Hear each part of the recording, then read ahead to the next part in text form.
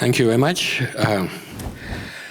It's a pleasure to be here in Chicago, particularly since both of my sons attended the University of Chicago. One of them is still here and is last here and is here in the audience. So it's quite an honor for me to be here in their university. So I'd like to talk today about immigration, which is a topic close to my heart since I'm an immigrant myself. I came here from Bombay. I came to the United States when I was 14. I migrated to Jackson Heights in Queens, which for those of you who might be familiar with New York, it's the most diverse neighborhood in the country. There's more languages spoken in that one zip code, 11372, than in any other zip code in the country. So I came at the age of 14, and my parents put me into what they thought was the nearest good school, which turned out to be an all-boys, deeply racist Catholic school. And on my second day in the school, this kid with red hair and freckles comes up to me and says, and I was just sitting eating my lunch, and he says, "Lincoln should have never let him off the plantations." And I said, "But what does it have to do with me?" This was also the school where, during the Iranian hostage crisis, I was walking down the hallways with the only other real minority in the school, who by my senior year was a man named Ashish. And his presence was revealed to me by this glad cry, "Hey, Mehta, there's not a Hindu in school." Ashish turned out to be Jain, but I didn't expect them to know the difference. So it's the Iranian hostage crisis. We're walking down the hallways, and this other kid comes up to you and says, "Fucking Ayatollahs." And I said, hey, we ain't Iranians, we're Indians. And the kid thinks this is "fucking Gandhis." So I knew the Queens that our president comes from. I went to school with the children of the Donald Trumps. Trump grew up in a place called Jamaica Estates, which was an all-white enclave. And these were, if you've ever seen the show All in the Family in Archie Bunker, that's basically the version of the man we have sitting in the White House. And I had deep acquaintance with these sorts of people because East Elmhurst, which was where my school was located, was an all-white enclave. And after the passage of the 1965 immigration bill, Queens started getting truly multiracial and multicultural. And these were people who were kind of frightened of this new world of people like me. So I was very happy to get out of that school. And I went to NYU. My parents wouldn't let me live in the dorms because they thought I'd get Americanized, so I commuted from Jackson Heights to Greenwich Village. And now I teach at NYU because I said one way or the other I'm getting into NYU housing.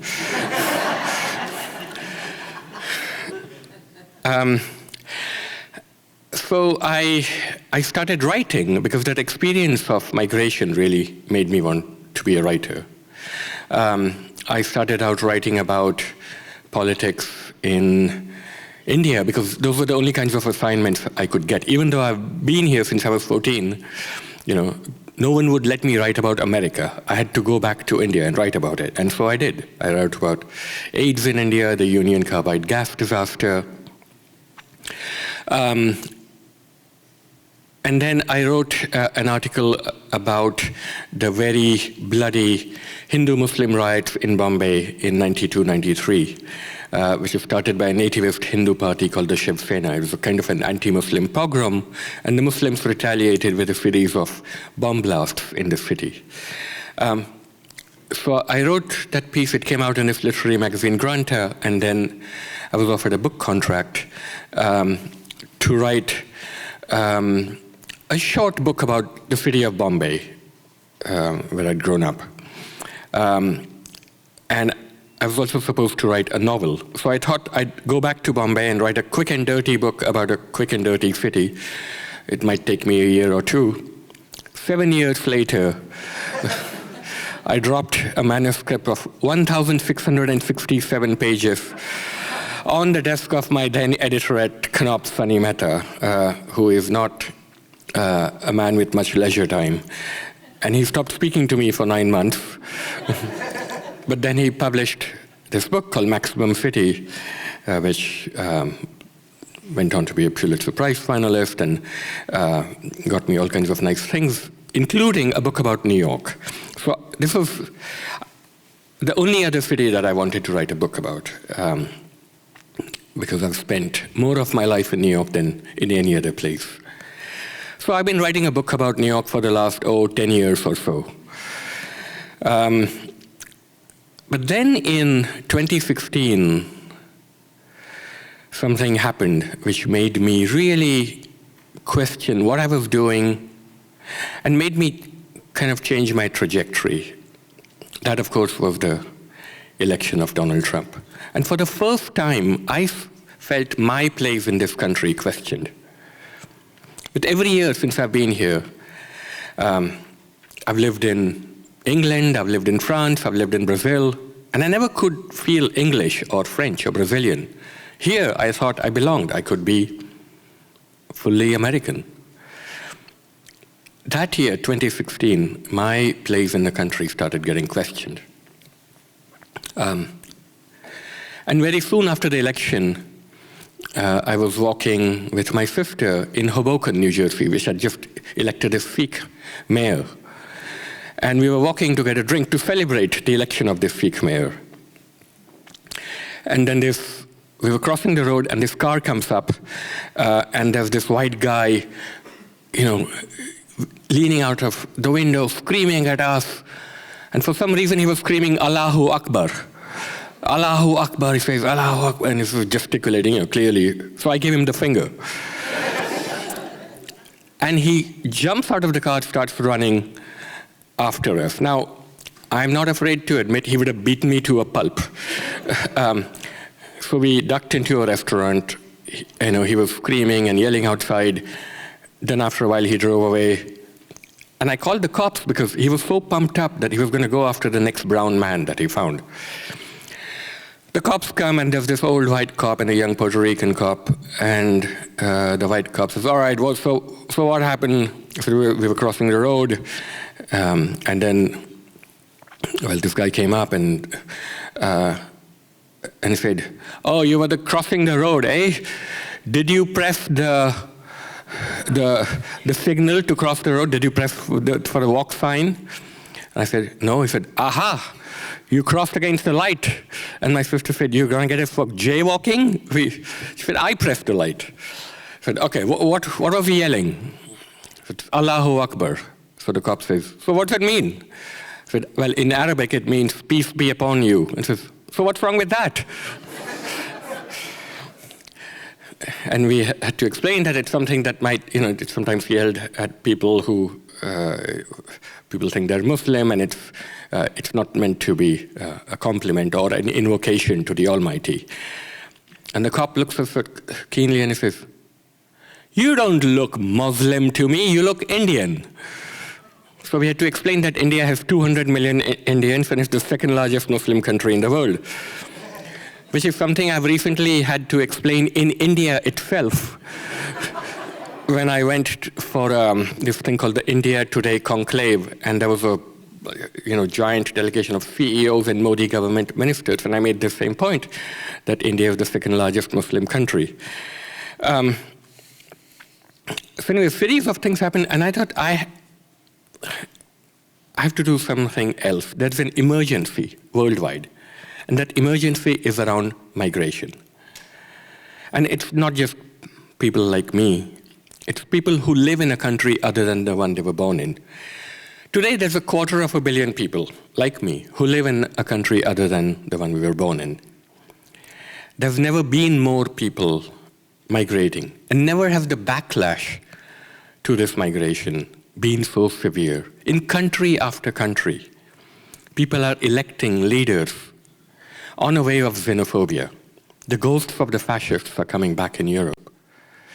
And so I started thinking about what the terms of the debate was, why people move. And most of the debate in the rich countries really is about, what's in it for us, the host countries? Should we let in immigrants? Should we not let them in? How many should we let in? Is it good for us? Should there be skilled or unskilled migrants? And I started thinking, what about the migrants themselves? What about their point of view? And then a story my grandfather once told me came to mind, and it starts my book. So my grandfather was born in Gujarat in India when the British still ruled India. And because the British had impoverished India, he had no future in rural Gujarat. So he struck out for Nairobi, Kenya, where his uncle had an accounting office.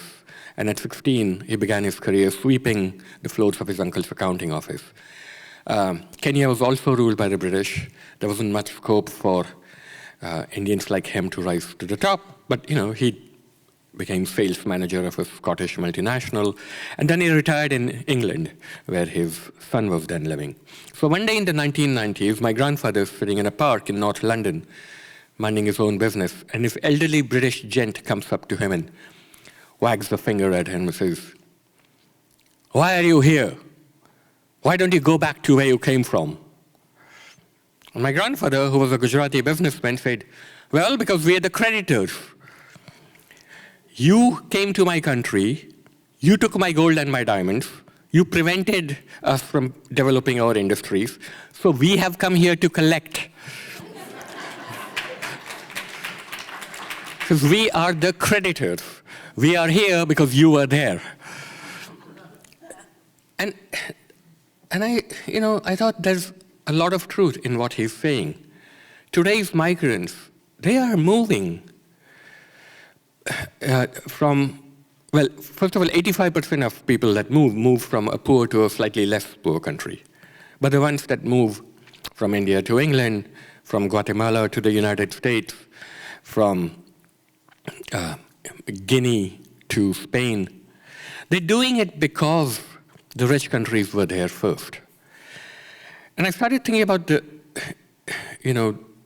specific reasons why they move. And it comes down to 4 broad categories: colonialism, corporate colonialism, war, and climate change. When the British came to India at the beginning of the 18th century, India's share of world GDP was 23%. By the time the British left in 1947, India's share of world GDP was under 4%. During the colonial period, the European share of world GDP went from 20% to 60%. Europe didn't develop the colonies developed Europe.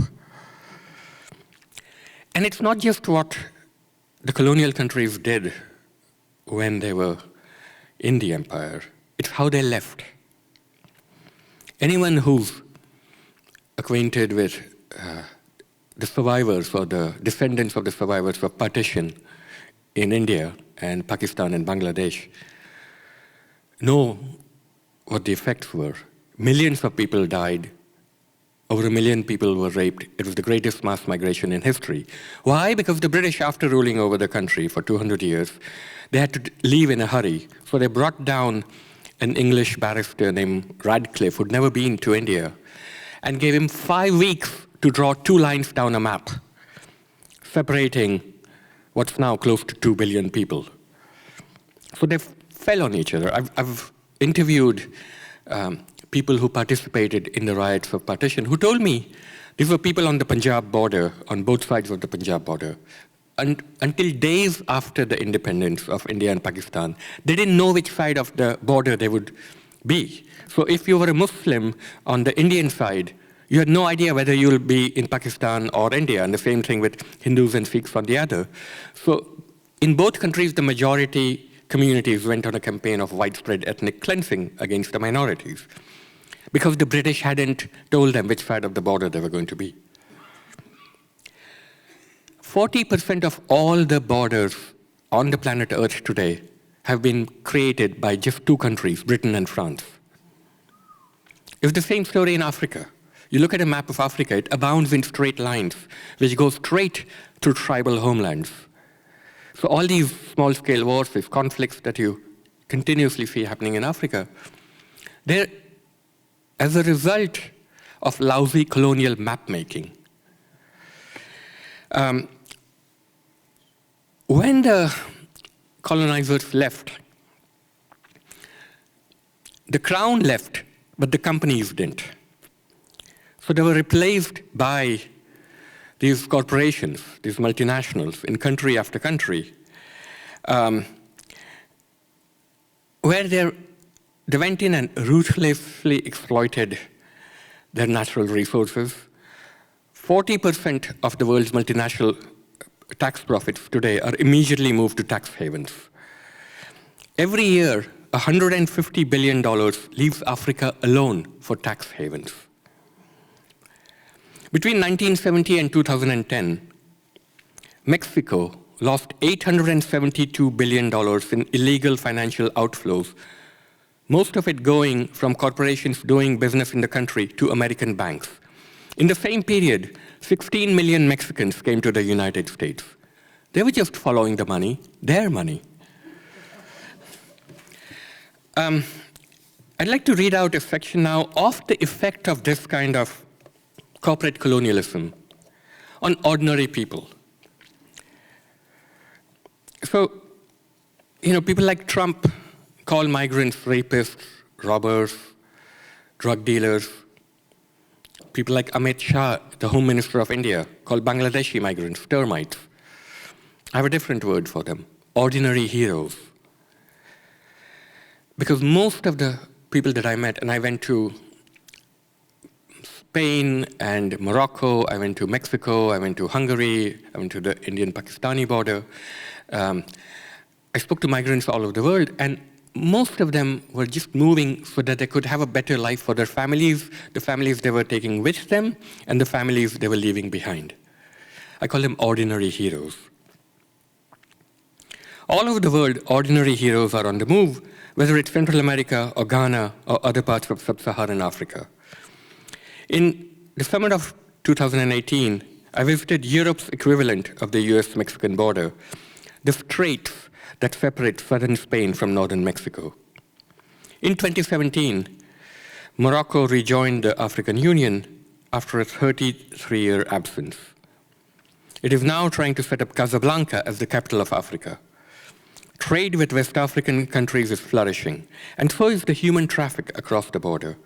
You see them everywhere, the African migrants speaking French or English rather than Arabic. Some invited by their hosts, others not. For many of them, of course, Morocco isn't a destination, it's a transit country. Sub-Saharan migration across the Mediterranean and into Spain jumped tenfold from 2016 to 2018. Morocco and Spain have negotiated a treaty that returns migrants attempting to cross over, which the two countries have held up as a diplomatic success. There's a terrace overlooking the Mediterranean at the bottom of Tangier's old town, where migrants from all over West Africa gather and look past the yachts towards the cliffs of Andalusia. Tangier is the last step of the long journey across Africa. You can see El Dorado, just 14 kilometers across the strait. It is here that I meet Khalil, a 26-year-old man from Conakry, the capital of Guinea. He and his wife have been in Tangier for 9 months. Last week, they had a baby boy, Isaka. Khalil is waiting till the baby is a month old to make the crossing. Khalil's pension is just below and to the right of the terrace. As I climb up, a Moroccan man challenges us. Who am I? Why am I here? He wants to examine my bag to extract his commission. All the other guests are African. On the wall of the landing, there's a tourist poster of the Tower of London.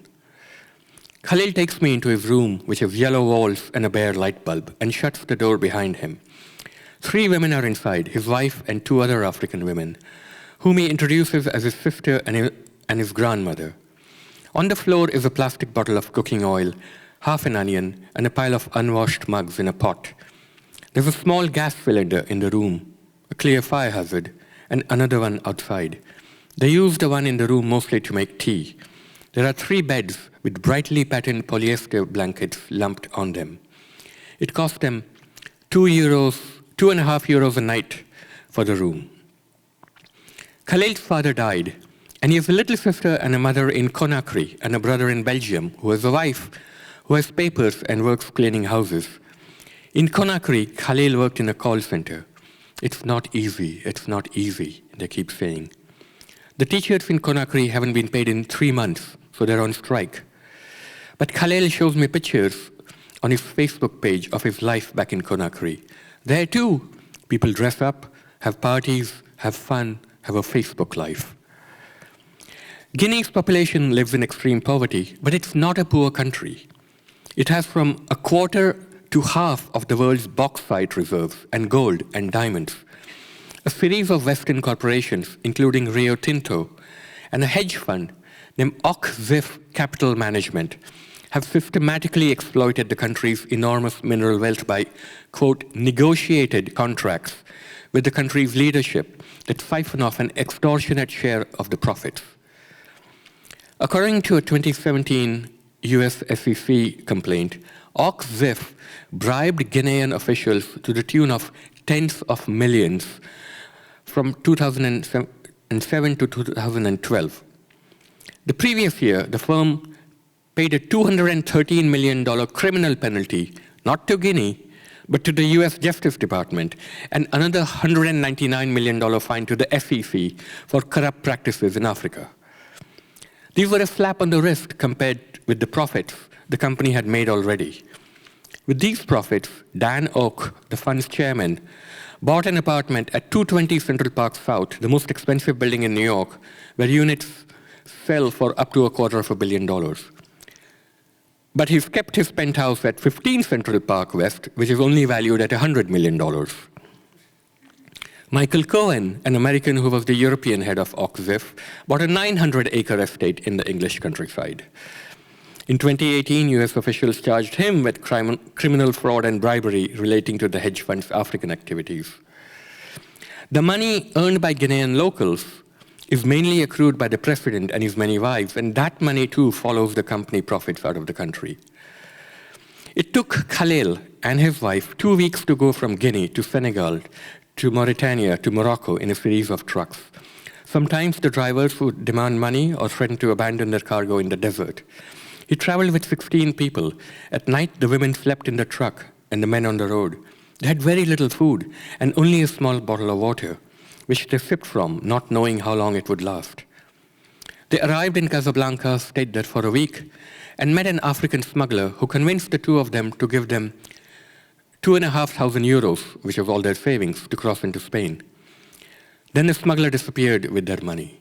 His skin is black, but he is not African, says Khalil bitterly. They moved north to Tangier and found a room with a Moroccan family. After a while, they couldn't make the rent and were kicked out. They found shelter with a Senegalese migrant who said, "Join me in my room." Then Khalil's wife found out she was pregnant for the first time. They had a baby in a Moroccan hospital which treats blacks differently than it does Moroccans. Khalil's wife went into labor in the morning, so she went to the hospital but was told that she had to wait till the evening to be admitted. She sat in the corridor all day without anyone checking on her. I am given Isaka, the 5-day-old baby, to hold on my lap. There's none of the rigmarole of visitors washing their hands before touching the baby. He looks at me through rheumy eyes, fuzz from his fetal skin still on his cheeks. Such a wrinkly little thing, probably premature. He's overdressed and sneezes, but flexes with surprising strength as I hold him in my arms. It is hot, stifling hot. The window is jammed shut, and there's a curtain over it, and the door leading to the corridor is kept closed. There are mosquitoes and bad air in the room with the baby. The mother breastfeeds the child in full view of all of us. They need 7 medicines, I am told, for the baby and the mother. The Moroccan hospital delivered the baby for free, but didn't give them medicines, which cost $90, money they didn't have. The newborn hasn't seen a doctor since he was born.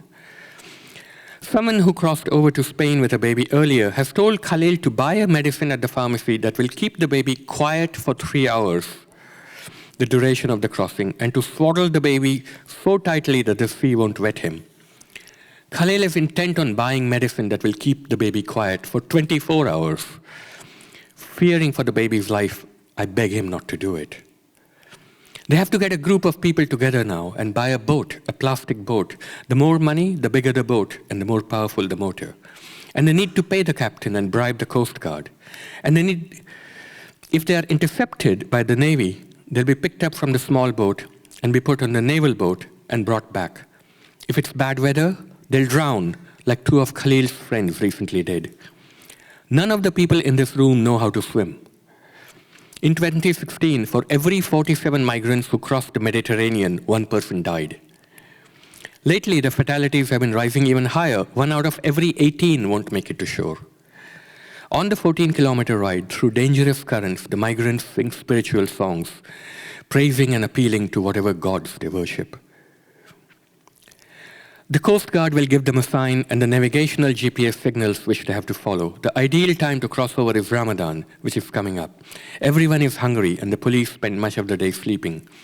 On the 27th day of Ramadan, the heavens open up and the Prophet ascends on his horse to heaven. They know it's dangerous. They know they might die making the crossing. But when you've come this far, when you've crossed deserts and mountains, this is the final bit. Because you can see Spain, you can see your destination. Khalil wants to go to Europe. No matter the difficulties, he won't turn back because he says, my family needs my aid. In Belgium, Khalil would like to play professional soccer. In Conakry, he was a midfield attacker, number 9, in a second division team. Khalil is not playing football here. He doesn't have the right shoes. He's wearing fake Crocs, and he doesn't have a soccer outfit. He once tried to play soccer in a field, but Moroccans drove him off. So he can't play, he can't exercise. And at night, the baby cries. So I have all these accounts of these migrants as ordinary heroes because the whole debate about migration tends to be about numbers and policies and much less about the actual people who caught up underneath this foot of tyrannical history. I also spent a lot of time on the US-Mexican border near San Diego, in San Diego and in Tijuana. And there I looked at the effects of war, of conflict, small and large, upon migration. 3/4 of the guns in Mexico and up to 98% of the guns in the Caribbean come from the United States. During the Nicaraguan conflict, we flooded Honduras alone with 1.8 million guns to give to the Contras. The US-funded civil war in El Salvador cost 75,000 lives. So when we wonder why Guatemalans, Hondurans, Mexicans, Salvadorans are coming here, it's because we were there first. At one point, one American company, the United Fruit Company, owned 42% of all the land in Guatemala. I spoke to a young Honduran woman from San Pedro Sula in Honduras at a women's shelter in Tijuana. And she too had a baby. She was 23 years old. And she had this beautiful boy in her arms. And she was going to cross over and ask for asylum. And this was last year when I was talking to her, at the height of the family separation crisis, when we shamed ourselves as a nation by snatching babies from their parents' arms and putting them in jails thousands of miles away from them. So I told her this would happen to her. Does she want to risk it? And she had tears in her eyes. She said she had just come from San Pedro Sula, where her husband had witnessed a gang murder. He wasn't a part of the gangs, but he happened to be a bystander. He watched it, so he had to flee for his life. So the gang came to her house and demanded the baby in payment. Now, where do these gangs come from? MS-13, this gang that Trump keeps invoking, was actually created in the prisons of California.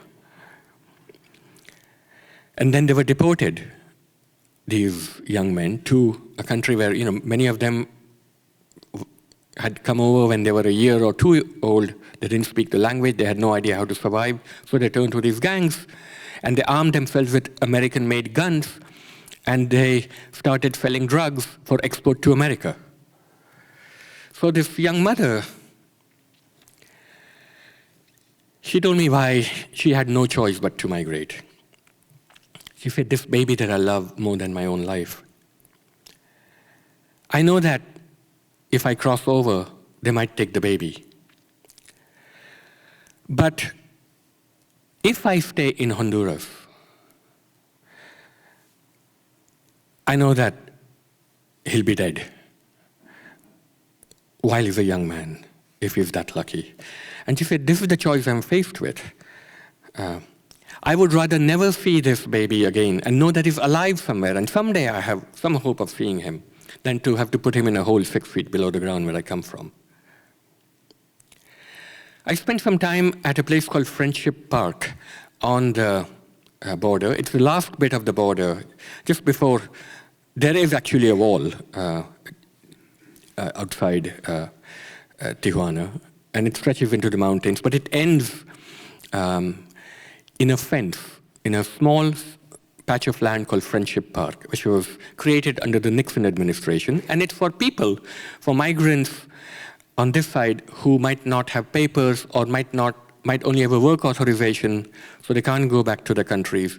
But if they want to see their families, this is the one place where it's land controlled by the Border Patrol, but they will allow you to go on weekends for 10 to 15 minutes at a time to talk to your family. So it used to be under the Nixon administration that you could go and actually sit down with your families. They could come from that side of the border, you'd come from this side, you could have a picnic with them, you could give them a hug, you could exchange Christmas gifts. They would go back that side, you would go back this side. Under successive administrations, this policy became more and more restricted. The open land was replaced by bollards, and now there's a thick, ugly industrial mesh that separates the families in Friendship Park. So I spent 2 weeks there and did maybe the most emotional reporting of my career. I saw a Mexican man who'd come there from Colorado, made a long bus journey to see his mother, who I hadn't seen in 17 years. She'd come up from a distant province in Mexico. So he goes up against the fence, slowly he walks, he sees his mother. She walks up, and they both put their faces to the iron fence, opposite sides of it. And he told me later, he says, he could feel her breath on his face. He could smell her. He told her how much he loved her, how much he missed her. She told him how much she loved him, how much she misses him. She asked him if he's eating right. He looks thin. And then they both put up their palms to the fence. And the holes in the fence are only big enough to put their pinky fingers through. So they do what's called a pinky kiss. He touches his mom's pinky with his pinky. And all along the fence, there are brothers and sisters, mothers and children, husbands and wives, doing this kissing of the pinkies, weeping, telling each other how much they miss each other. There's no earthly reason that these families shouldn't be allowed to give each other a hug. I spoke to the head of the Border Patrol there. And I asked him, there's a gate here, and it used to be that this gate would be opened on special occasions and people would be allowed to hug each other. I said, why would we just... How does it hurt the national interests of the United States if this man gives his mother a hug? And he says, I'm a Christian, and it says right there in the Bible, God deported Adam and Eve from the Garden of Eden and built a wall around it so they couldn't get back in. I actually have this on tape. I couldn't believe he said this. The biggest reason that people are going to move, are moving, and will be moving this century is climate change. If you think that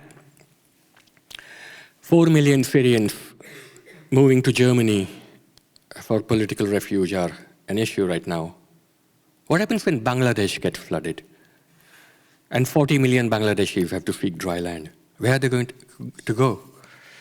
The United Nations estimates that by the middle of this century, around 1 billion human beings are going to be displaced by climate change. Temperatures in India this year were the hottest they've ever been, 123 degrees in the north.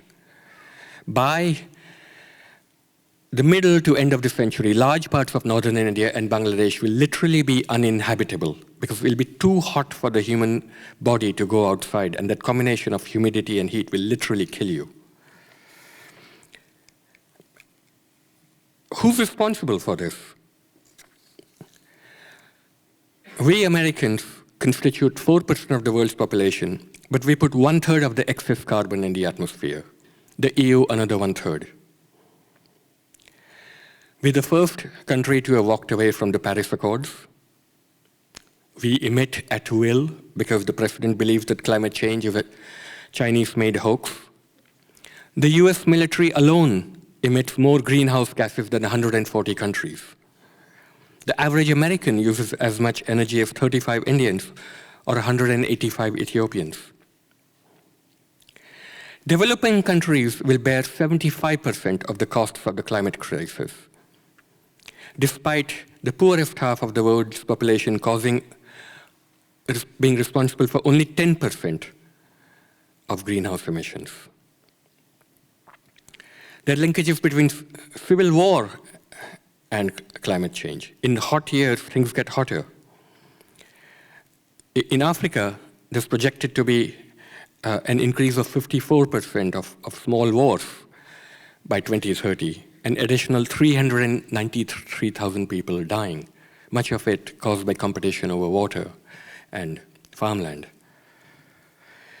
So these people are moving because we were there first. We have to look at who's responsible for global migration. And then I've been calling for immigration as reparations, that countries should have national quotas for migration depending on how much they've ruined other countries. So Britain should have quotas for Indians, Americans should have quotas for Central Americans, France should have quotas for Haitians. A giant bill is coming due to the West, but it is one that it should look forward to paying, because my book is an angry book, but with a happy ending. And the happy ending is that when people move, everyone benefits. The migrants certainly benefit, because for many of them, it's literally a matter of life and death. The receiving countries benefit, because they're not making enough babies. And here again, the statistics are really undeniable. Without immigration, America's GDP would have been 15% lower from 1990 to 2014. Britain's would have been 20% lower, and Southern Europe's up to 30% lower. Immigrants are 14% of the American population, but we started a quarter of all new businesses and earned over 1/3 of all the American Science Nobel Prizes. Immigrants around the world tend to be younger and work harder and commit crimes at a lower rate than the native-born. The immigrant armada that is coming to your shores is actually a rescue fleet. You hear the slogan, the country is full, we can't take any more people. The US ranks 191st in the world for density. It's among the emptiest countries on the planet. It's got 86 people per square mile. And 80% of the US population lives in only 3% of the continent. US population growth is the slowest since the Great Depression.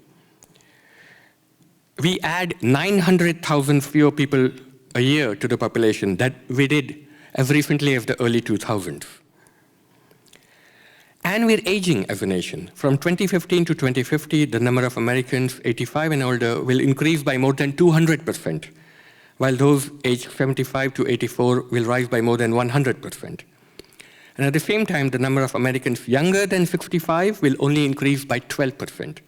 But we need those young Americans to pay into the social security systems for the rapidly aging population. Where are these people going to come through? Immigration is the best and most obvious way.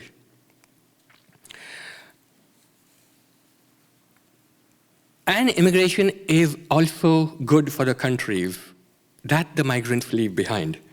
If you want to help the poorest people in the world, then the fastest way to do so is to ease barriers to migration.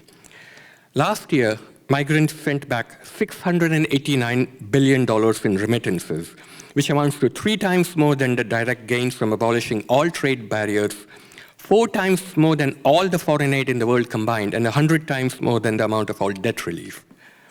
This is money that migrants send back in, all these money transfer stations you see all around the Mexican areas of Chicago and in $5, $10 increments.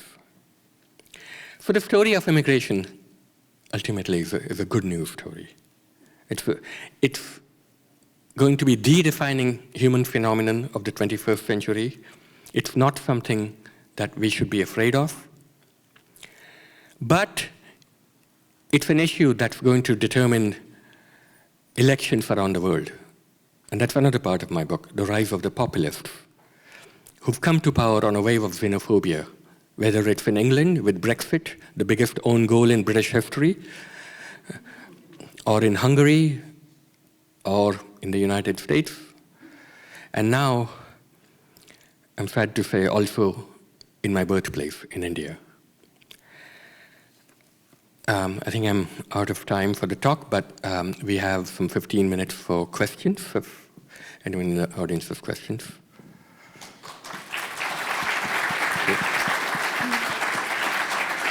Hello. So me and my colleague will be circulating with 2 mics. We just ask that you speak clearly into the mic and restrict your questions to questions, not comments, please. Thank you. Hello, my name is Utsav. I'm a graduate student in public policy here.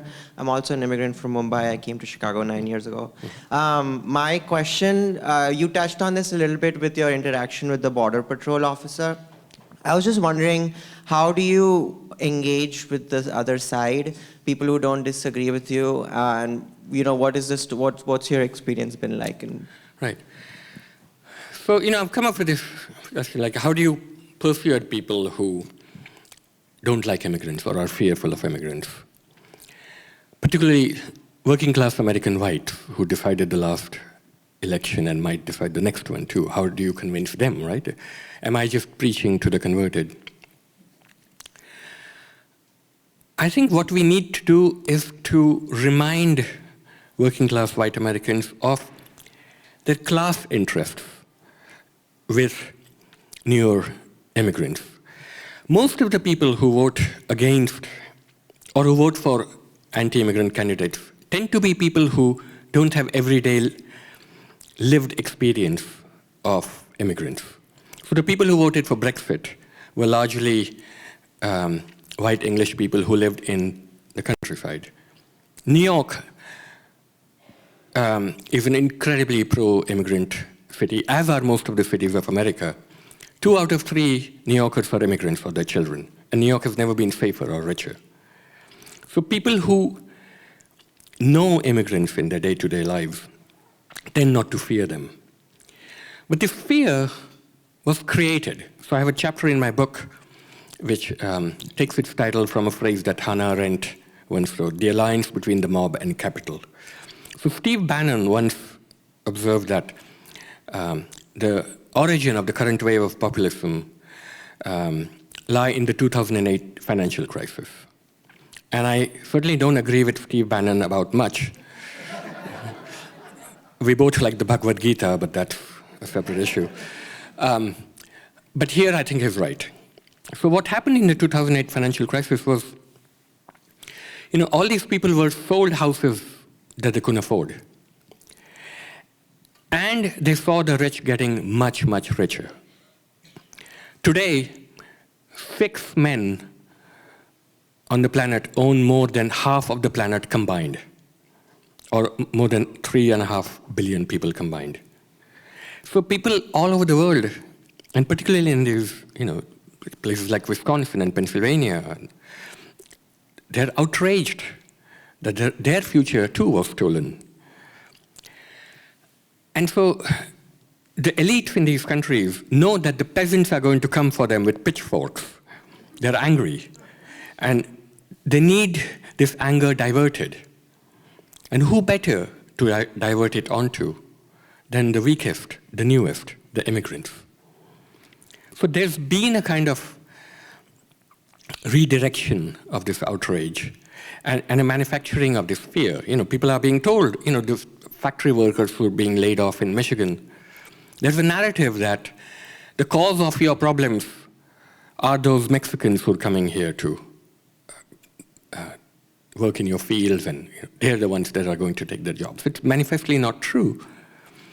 But it's a battle of storytelling, right? So that's why I wrote this book. I'm a storyteller. All over the world, there are these people like Trump, like Bolsonaro in Brazil, like Duterte in the Philippines. A populist is essentially a gifted storyteller. He can tell a false story well. And the only way to fight him is by telling a true story better. This is why these populists, whether it's Modi in India or Trump here, are so hell-bent on attacking journalists and writers. Because we're the truth tellers. Over and over again, they go after us, the fake news, and because they know that, the best of us, we believe in this wonderful American invention called fact-checking. When I write something for the New Yorker or the New York Times, there's some annoying person who calls me up and goes over every line, questions every number. I hired a professional fact-checker to go over every page of my book. And there's 50 pages of footnotes. So you might not agree with my statements, but it's really hard to contest most of the numbers and the facts in my book because, I've checked and rechecked the numbers. And in the end, maybe I won't convince everyone, right? But maybe my book is just ammunition. Like when you have an argument with your racist Uncle Ed at Thanksgiving dinner. These immigrants, they're here to steal and to take our jobs. Give him a copy of this book or read. Here are the numbers. Ask him to come up with more true numbers, more fact-check numbers.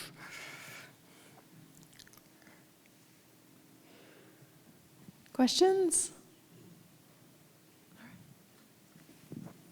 Hello, I'm Mr. Chaudhary. I'm actually a student of public policy at the Harris School of Public Policy, and I just moved to the US a couple of months back.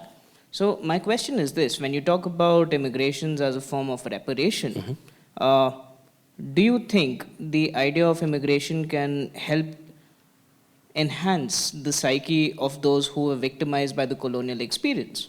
As in, I come from India, and upward social mobility to a very large extent, 70 years after our independence, is still dependent on how well you can speak English. So do you think migration in that way could be an answer to the repression of our own intrinsic identities?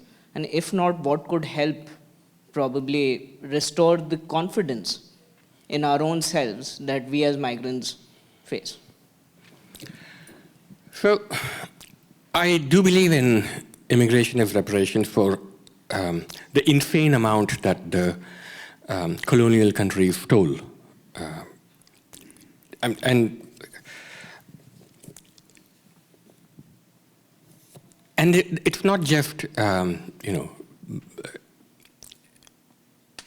England with India. I mean, my family moved all over the world, and certainly English for us was kind of essential. And this is how the country communicates. And you're very right to point out that in 70 years, we formed a sense of ourselves, and there is, well, one of the great achievements of independent India was that the abolition of famine. during British times, famine was rampant. I mean, even in the 1940s. It took only a decade or so for India to largely eliminate famine. So that one fact alone shows what happens when you give people agency over their own affairs. Literally, it saves millions of lives. I mean, the Great Bengal famine of the 1940s, this is something that not much of the world is aware of, maybe not even much of India is aware of, but up to 3 million Indians died in Bengal because Churchill diverted supplies of rice to the Allied forces. And Churchill just didn't like Indians, so he didn't care. So yes, I believe in immigration as reparations, but what it does to the self is a very complex issue, right? That's often the province of novelists, and we have some of the best novelists in South Asia who chronicle the experience of migration. I've done this in my earlier book, in Maximum City, about what it did to me at the age of 14 to come here. I really felt truncated. I felt, when I left Bombay, it was like I'd left behind, I'd amputated an organ of my body, and all my life I've been going back and forth, seeking this answer to this question, what is home? So when you migrate, this is the question that is brought to your mind first and foremost. What is home? Right? And so I've come up with a word which might describe people like us. It's called interlocals. So an interlocal is someone who connects two or more localities. So I'm a resident of Greenwich Village and Bandra in Bombay. I basically live the same sort of life in Greenwich Village as I do in Bandra. I wake up in the morning, I have good Colombian coffee, I have an Indian vegetarian lunch, pasta and wine for dinner. I might see friends in Bombay last week that I see in New York this week, that I'll see in London next week, right? And it's not just, this kind of mobility isn't just for the privilege. I know a group of Mexican restaurant workers in Sunset Park in Brooklyn. Their allegiance is to Sunset Park in Brooklyn and a village in Puebla, where they come from.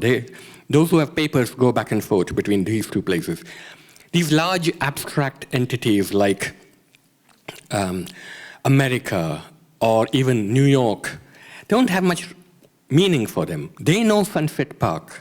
They know this village in Puebla.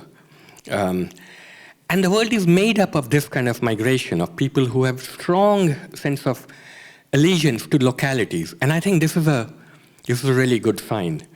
I'm often asked, so, what is your home?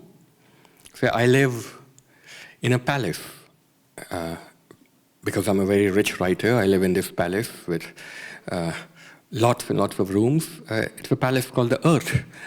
And I think it's something that we should all assert, our right to move across the planet. So I'll end with the epigraph for my book. I'll end with the beginning. And it's words from the Aitareya Brahmana, from Indra, the protector of travelers.